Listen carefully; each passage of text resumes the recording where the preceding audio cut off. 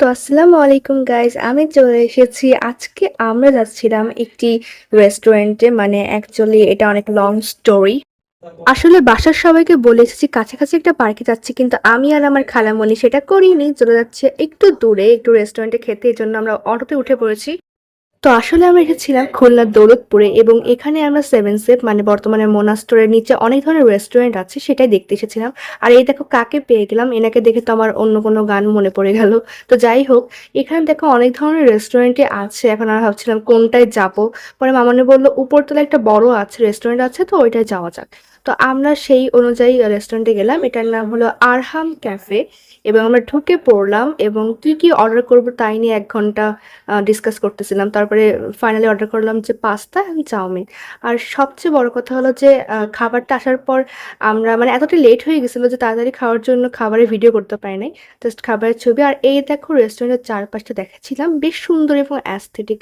আমি আসলে ভিডিও করতে অনেক লজ্জা পাচ্ছিলাম, ওখানে অনেক মানুষ ছিল, তাও কোনোভাবে একটু ভিডিও করছি। আর এটা তো স্ন্যাপচ্যাট দিয়ে করা, তাই এই অংশটুকু এরকম লাগছে। তো যাই হোক, তো এই দেখো পরে আমরা খাবার-টাবার এই যে এটা অর্ডার করেছিলাম, খাবার-টাবার খেয়ে এখন বিল পরিশোধ করে বেরিয়ে পড়বো। তো আমি এখানে আসলে বকবক করতেছিলাম যে ওনারা বলল ০.৫ ঘন্টা, অথচ আমাদের ২ ঘন্টা বসায় রেখে দিছিল।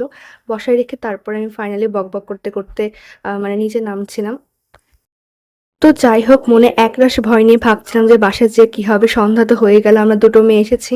এবার আমরা একটা দোকানে যেয়ে একটু ঠান্ডা পানি কিনে নিলাম, যেহেতু ভীষণ পানি পিপাসা পেয়েছিল। আর এদিকে দেখো সন্ধ্যা হয়ে গেছে এবং মার্কেটটা কতটা সুন্দর এবং আলোকিত লাগছে। আর এদিকে মামনি তো পানি খাচ্ছিল, প্রচণ্ড পানি পিপাসা, যে পরিমাণে গরম পড়েছে মানে আর বলা যাচ্ছে না। পরে এবার আমি দেখতেছিলাম চারপাশটা, কিন্তু সমস্যা হলো আমরা কোনো অটোই পাচ্ছিলাম না। ফাইনালি একটা অটো পেয়ে উঠে পড়লাম এবং চারদিকটা এত সুন্দর লাগছে এবং অ্যাস্থেটিক।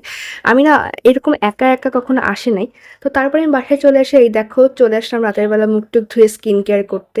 আমি আসলে স্কিন কেয়ার করতে অতটা পছন্দ করি না, বাট তাও মাঝে মাঝে একটু করতে তো হয়। তো আমি নিয়ে কিনেছিলাম এই দুটো প্রোডাক্ট, এবং একটা হলো সিরাম আর একটা হলো কোরিয়ান ক্রিম। আমি আসলে অনেকদিন পরে এটা ইউজ করতেছি। পরীক্ষার সময় ইউজ করা হয়নি। পরীক্ষার সময় ইউজ করিনি কারণ ভেবেছিলাম যে এখন যদি পরীক্ষার সময় ইউজ করি তাহলে তো মুখটা কালোই থেকে যাবে। আমি পরীক্ষার পরে ইউজ করি। তারপর দেখো সিরামটা এপ্লাই করে নিচ্ছি, এবং এই সিরামটা ভীষণই হাইড্রেট, যেকোনো স্কিনের জন্য ভীষণই ভালো। আমি তোমাদের লাস্টে দেখিয়ে দেবো। তারপরে ইউজ করে নেব। মানে এখন আমি শুকানোর জন্য মানে করতেছিলাম যে কখন শুকাবে, কখন শুকাবে। তারপরে আমি ইউজ করে নেব এই কোরিয়ান ক্রিমটা।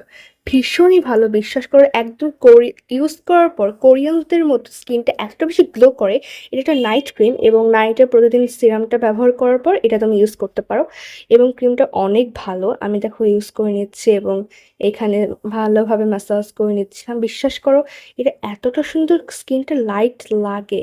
তোমরা তো দেখতেই পারছো আমার স্কিনটা কীভাবে গ্লো করছে। তারা আমি তোমাদের দেখাই।